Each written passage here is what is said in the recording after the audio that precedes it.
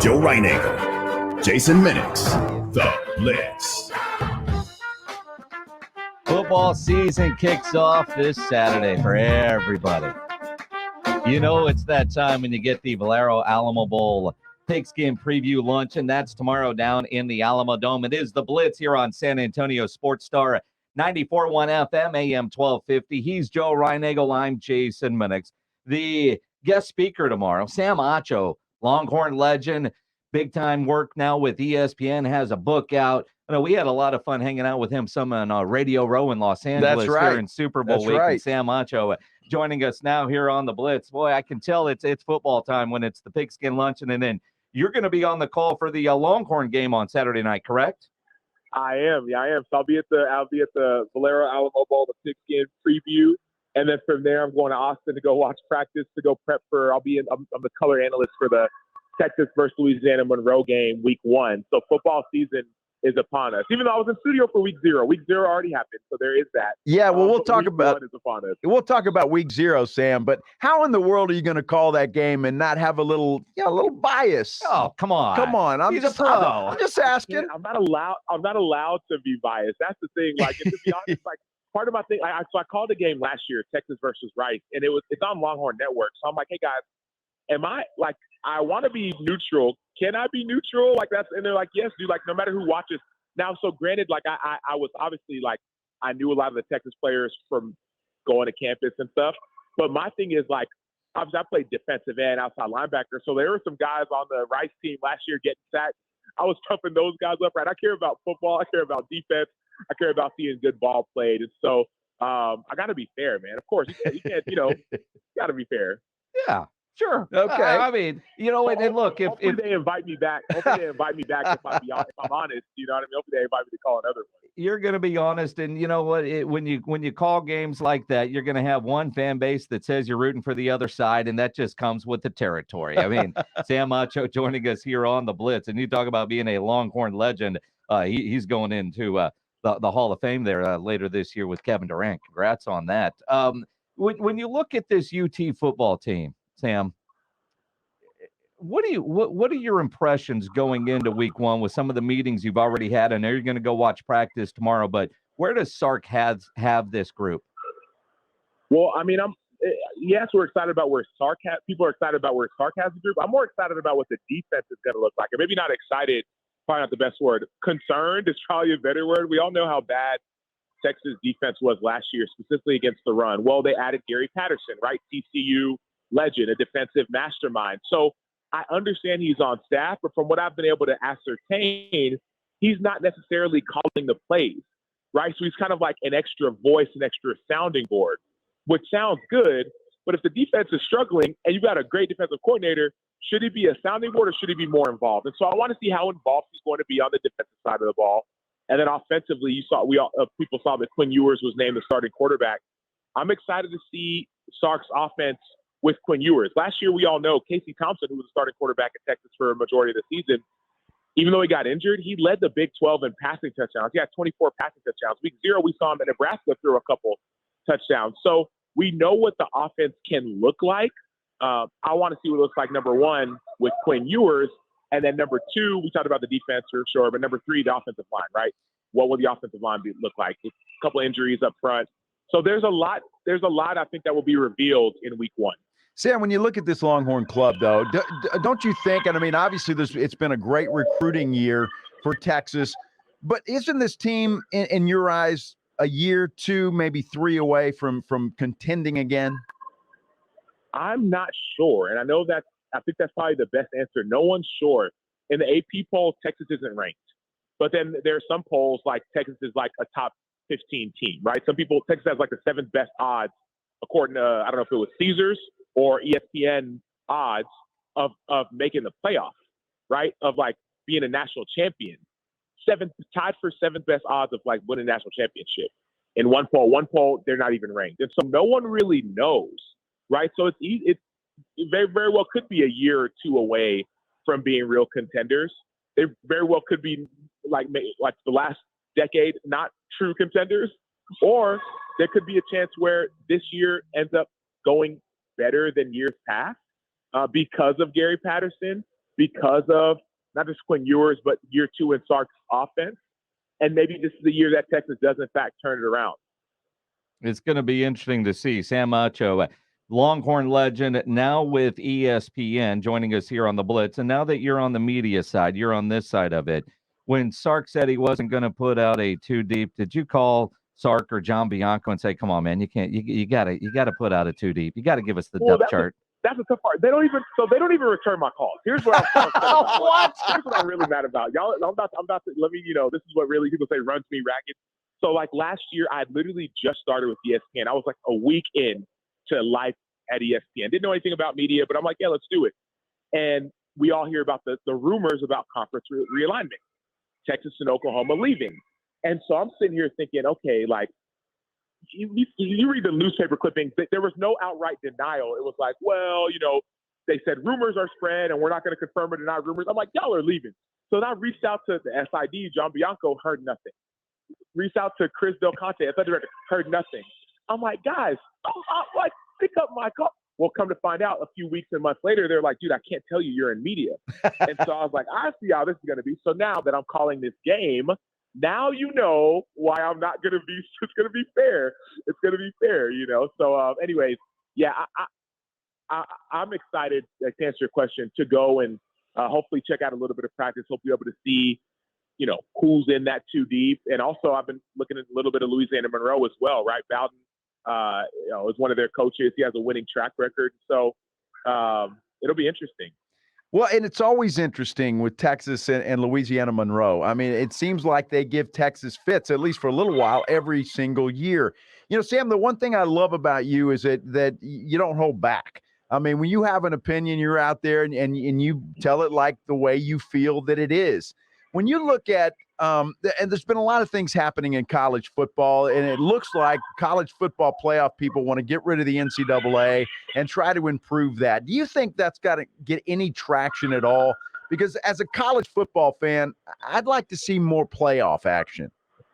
Wow, that's a great question, and thank you for asking. So the answer is yes. I think it will definitely get a lot of traction because in a lot of ways, NCAA has no teeth. They have no power. They have no say. They haven't really enforced anything fairly, and they haven't done a good job of it. And so people are now looking for someone to be a governing body, a quote unquote enforcer. And if people care so much about the playoffs, which I think we all do, it would make sense for the CFP, like that committee, to be the deciding factor, enforcer, what have you. I get AP polls, right? AP poll is out, all these polls, every ESPN does polls. At the end of the day, the only vote that actually matters is that selection committee, the college football selection committee, because when it comes down to it, and I got a chance to sit in with them and kind of see how they do their process.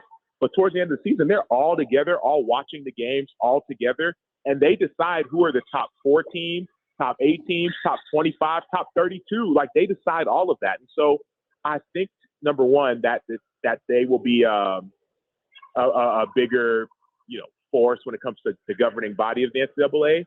But then to your more specific question of expanding the playoff, I think that will happen as well. I mean, remember last year, Greg Sankey, the commissioner of the SEC, was the main one kind of leading the charge for expansion, but he caught a lot of people off guard. He caught the Pac-12 commissioner, who's new, Kliavkoff, off guard. It seemed like it was very like sneaky and behind closed doors. And so remember, Kliavkoff said, well, I don't want to expand right now. They had to have an agreement. He said he wasn't doing it. And then, there was this pseudo alliance between the Pac-12 and ACC, and we all saw how that disintegrated, right? Big Ten, Pac-12, ACC.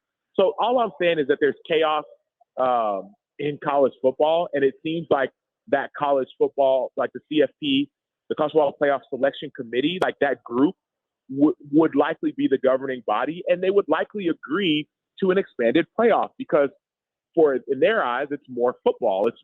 There's more money. More money, but really it's more inventory, right? That's the thing. There's more inventory, quote unquote. What is inventory? There are more games. What is games? TV revenue, right? It's media, right? What is that? There's more money. And so that's probably going to happen. Now, the struggle that I have is what does that do for players, right? Like, and their bodies. You know what I mean? You already play 12 games. Now you play even more playoff and extra 14. It was going to go up to 16 games, right? Maybe 17 games. And now you're trying to get ready for the NFL. Like, that's where I struggle with adding a 16-team playoff. Because I get the money, but who's going to get the money, right? Yeah.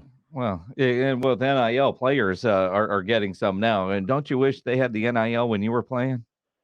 Yes and no, right? Because like it's a positive NIL, but also it's easy to get distracted, as we all know. And also it's not all fair, right? Like you hear about some of the people getting $2 million deals and Bentleys and Lamborghinis, but then you hear about other people, but then you don't hear about, I don't know what percentage of the team, right? But there's a large percent of the team that doesn't get anything, or it might be get $5,000, right, of a collective. And so like NIL is good and sounds good, but I think people think, oh, NIL, all these players getting millions of dollars. No. There may be a few, right? The star quarterback or the star receiver maybe gets a free car, but it's not like all these players are getting all this money. Are you in with the NIL? I mean, is that something? And when I say NIL, Sam, to me, there's a difference: name, image, and likeness, and then you have collective.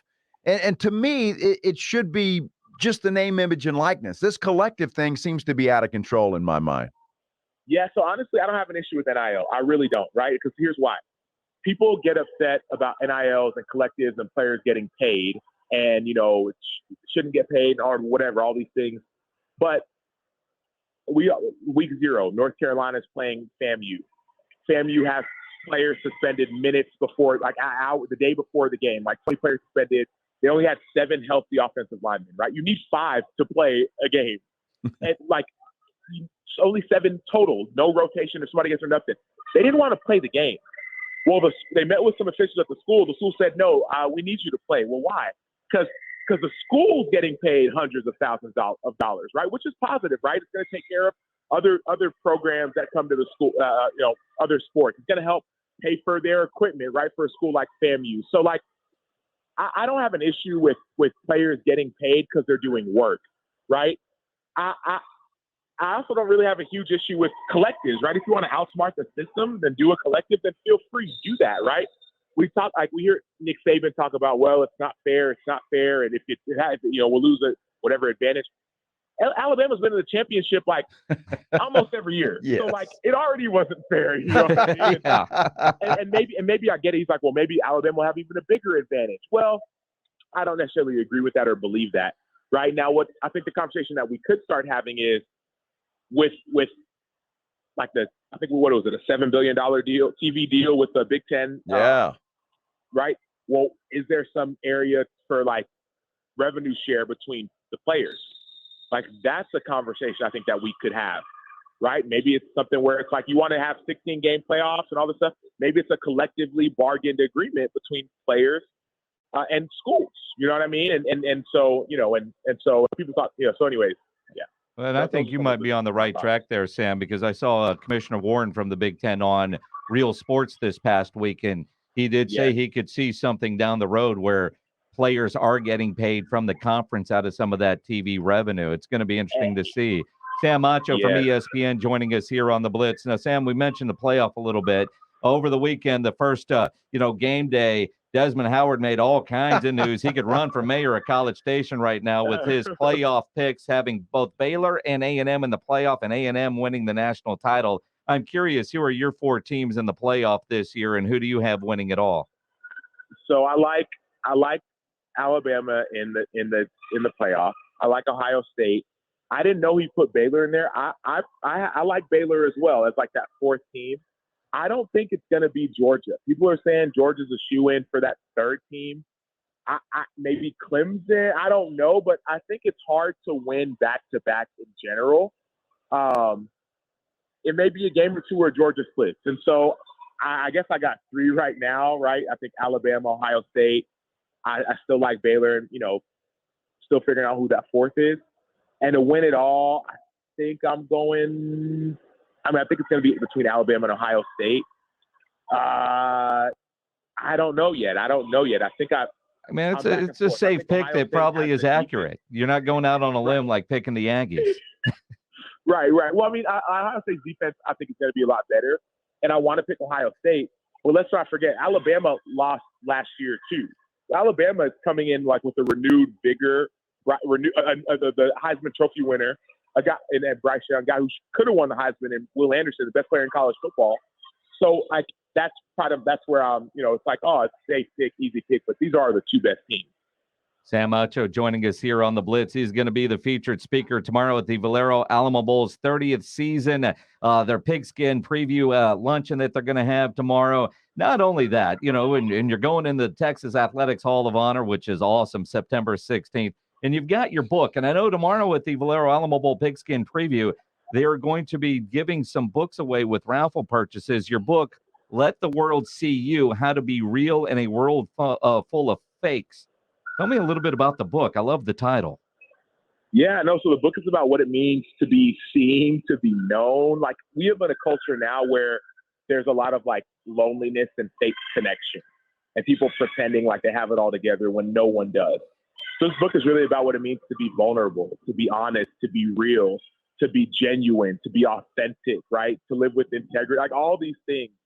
And it's obviously there's football stories in there, right? Stories about collective bargaining agreements and friendships with Roger Goodell and CBA negotiations and going to prison with the chairman of the Chicago Bears during the whole Colin Kaepernick. There's some stories in this book about football, but it's really a book for anybody about life and about like pain and about like fear and how do you overcome some of these things, right? Because I think like pretending can open up certain doors, but I truly believe that being you would open up doors you could never imagine. And so, like, I think when you're you, I think three things happen. I think God gets the glory. I think the people around you benefit. I think the world around you thrives. And so this book is about what it means, not just to be you, but also to let the world see you, because that's when everything changes. Incredible. And just knowing you're one of the smartest guys in the room every time you're in a room, and always fun to talk to. Sam, can't wait to see you again tomorrow at the luncheon. Definitely. And also, I know some people are getting the book at the luncheon. Anybody else wants to learn more about it, go to samachobook.com or even just get it on Amazon. Type in Let the World See You on Amazon. If you're not able to make the luncheon and you don't get one of the copies, feel free to get it there. Appreciate it. Sam Acho from ESPN, Longhorn legend. See you tomorrow at the luncheon. Appreciate the time today, my friend. Awesome. Thank you.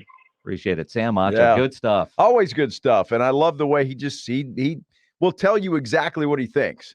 And goes exactly with the title of his book. And again, between him, what his brother has done, when you're around those guys and you're around Sam, he is the smartest guy in the room, no matter who he's in the room with.